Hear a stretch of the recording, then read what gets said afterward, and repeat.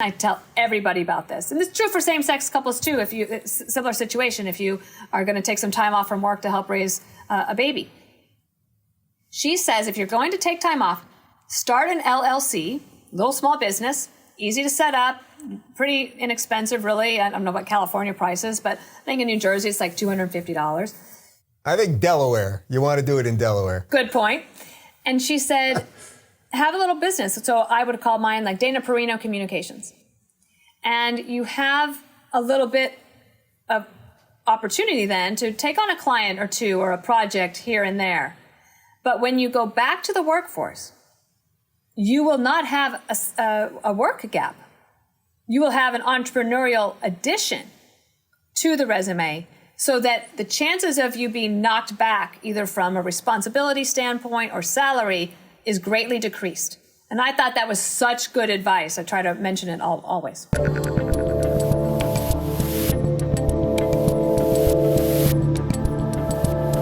So let's shift to your book a little bit, because you were talking about sort of your schedule change and managing your life and everything else.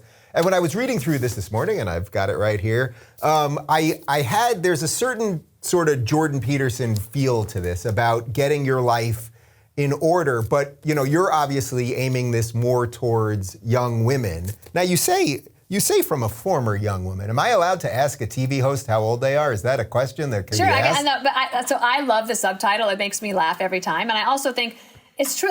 So I'll be 49 this year. So that's like you're still pretty young. Kind of, but but you think about people like, what do you learn from, let's say, 22 when you start your first job to 49 is a lot. You go through a lot, and I get asked by a lot of younger people for advice as they're trying to climb their way up the ladder or try to get their life together. And so I wrote the book because all those young women that come in my office, I could do it all day long. I could have a mentoring business just sitting here, taking calls, giving advice. But I just noticed that they would worry so much. And they want a specific plan, which specific plans do not exist. You can put yourself in the right direction. So when I say in the title, everything will be okay, that is true. But you have to do some things to make it that way. You have to make good personal decisions, time management. I think that there's a lot of freedom in discipline, in having some principles and parameters in your life that can help you. But there's really ambitious, amazing young people out there, and especially for young women. If you're born in America, first of all, you already won life's great lottery. Yeah, you're good. If you are an educated American woman, then all you got to decide right now is how responsible do you want to be and how hard do you want to work, because you're in the driver's seat. And I don't think a lot of them realize that. A lot of them think that that the guys are always going to be promoted over the gals. That's not true. That the guys are going to get the promotions and the raises anymore. That's not true. Many women are now the primary breadwinner of their families. And so we're in a little bit of a cultural shift there. And it is time to step up, to be a leader, to be a manager. You got to show that you're able and willing to do it and resilient. The pandemic adds another wrinkle. How do you network in a pandemic? How do you get FaceTime with the boss? How do you figure out what your next move is? So I talk about all sorts of those things in the book. Yeah. Do you think that the pandemic did anything, broadly speaking, to women in a different way than it did to men? So perhaps being home more, homeschooling, whatever you might be cooking, all of those things. Again, of course, they're not exclusive to women. But as you know, because I toured with Jordan, I saw what so many young men were dealing with. And now this is more about what young women are dealing with. Throw in a pandemic where everybody's back in the house, and it's very different. Yes, some of the statistics about how many women have left the workforce will just blow your mind. That there are less women in the workforce now than there were some 30 years ago. Now they'll come back, that will come back, but what do you lose in that time frame, right? Because new colleagues come, new technology is introduced. We have a new software system here. I don't even understand it. But you have to get trained on those things. You come back to the workforce and all of a sudden they want to cut your salary by $10,000 because you were at home. Now, what's happened is the reason a lot of women have left the workforce is because kids aren't in school.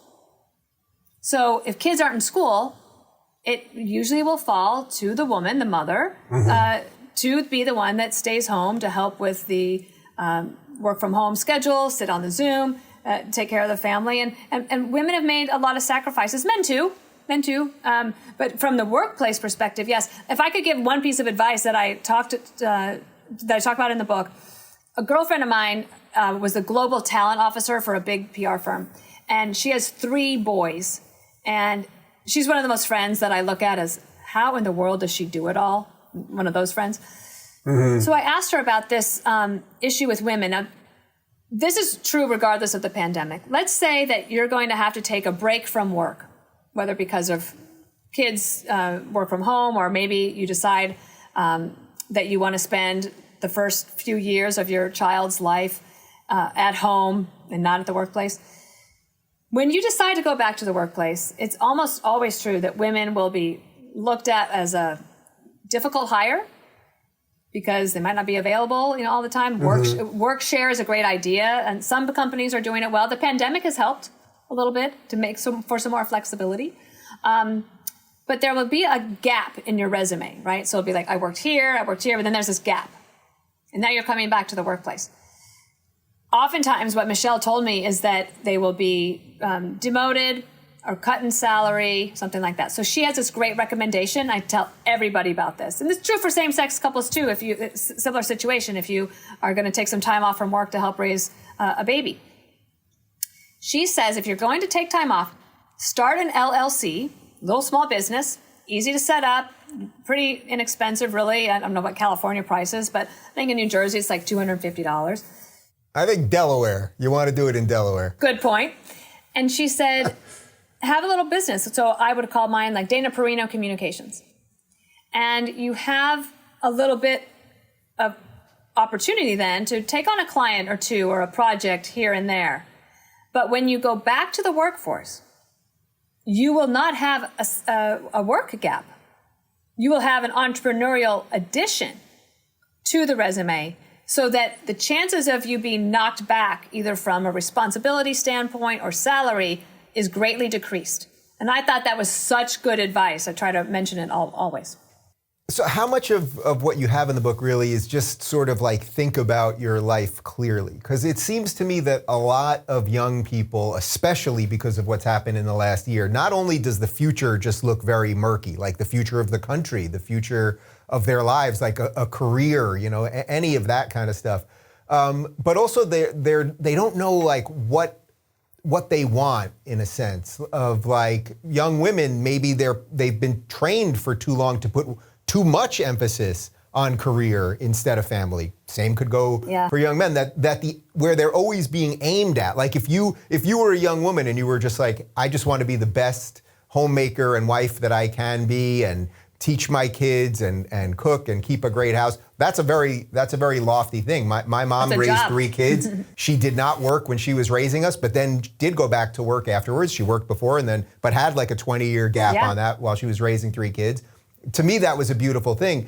But like if you say that as a woman now, it's kind of scoffed at by the mainstream. Yes, though I think that's changing a little bit. I do, especially as women now have more choices, right? So as I mentioned, a lot of women are now the primary breadwinner. So that's actually, there's a cultural shift happening there too. Do you have a life partner that is okay with that? And supportive. And I think that is changing just a little bit. I have a piece of advice in there that I call the whiteboard incident. And it's because of something that Peter did with me. When I was in San Diego, when we lived in San Diego, I really wanted to work for George W. Bush. I wanted to get back to Washington, D.C., where I had worked before. Didn't quite know how to do it. I was working in PR. Really didn't enjoy it. And I couldn't really see how to get ahead. And we lived in San Diego, which is where everybody would love to live, except you're in LA. That's the other place people want to live. San Diego sounds pretty sweet these days. So it's hard compared to what's going on in LA. Yeah, and the mayor, Kevin Faulconer, did a pretty good job there during COVID, and he could be your competition if you run for governor. I know. So I went to DC. I met with a few people, networked with folks that I used to work with on Capitol Hill. At that time, it was August of 2001.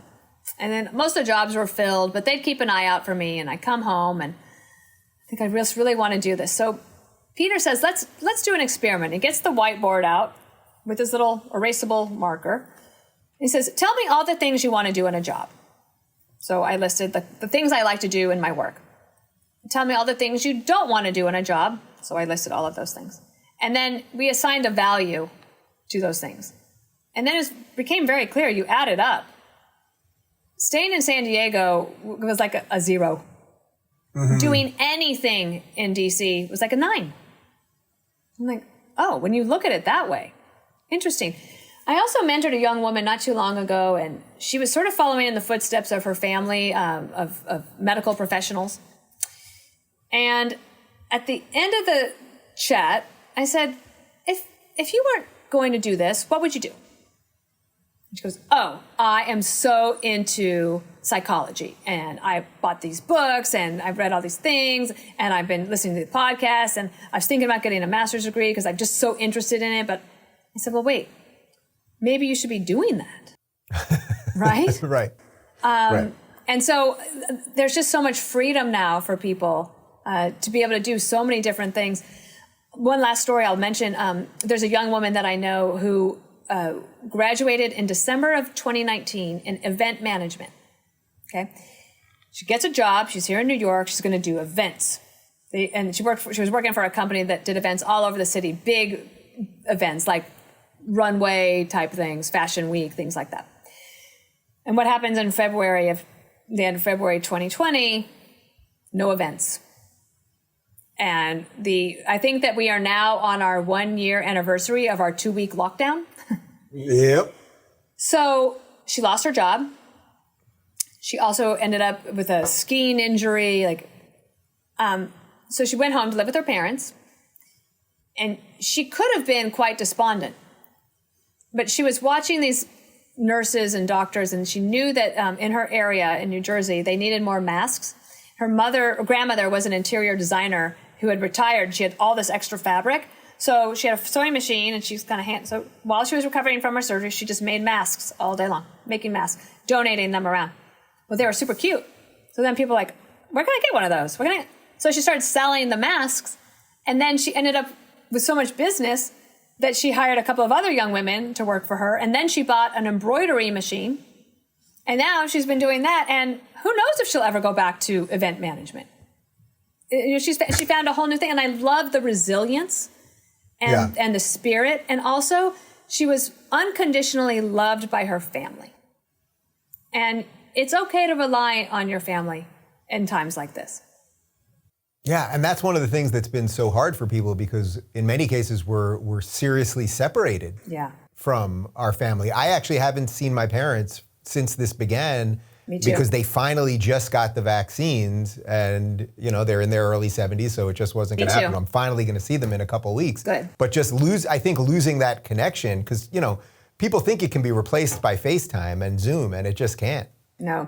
And the other thing that's happened for a lot of young people when you're on Zoom all the time is there's a lot of anxiety about your appearance. Obviously, I'm in full hair and makeup from the show I did earlier from Fox News, and so this is not how I would normally be if I was working from my office and I wasn't on TV.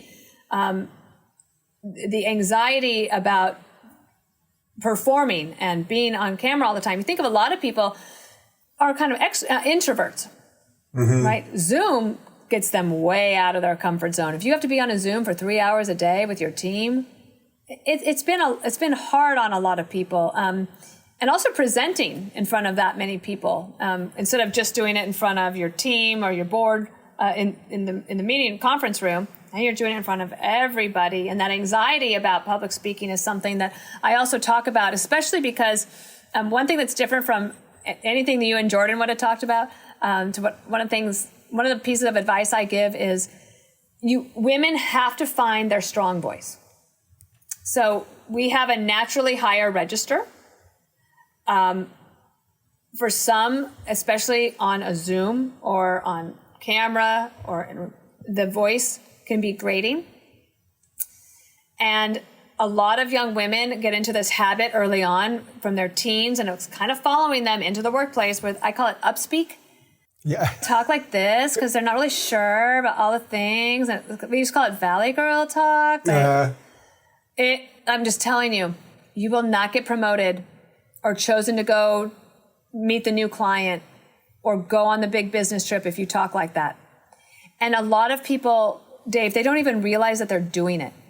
Mm-hmm. And if you can gently point out to them that they're speaking this way, they'll turn it around immediately. They can turn it off. It's like, well, I do that? I didn't know I do that. And now when they get with their friends, they could fall back into it. But I'm really, really big on this because I see it. I'm like, oh, if she doesn't stop that, she's never going to get promoted. If you're looking for more honest and thoughtful conversations about politics instead of nonstop yelling, check out our politics playlist. And if you want to watch full interviews on a variety of topics, watch our full episode playlist all right over here. And to get notified of all future videos, be sure to subscribe and click the notification bell.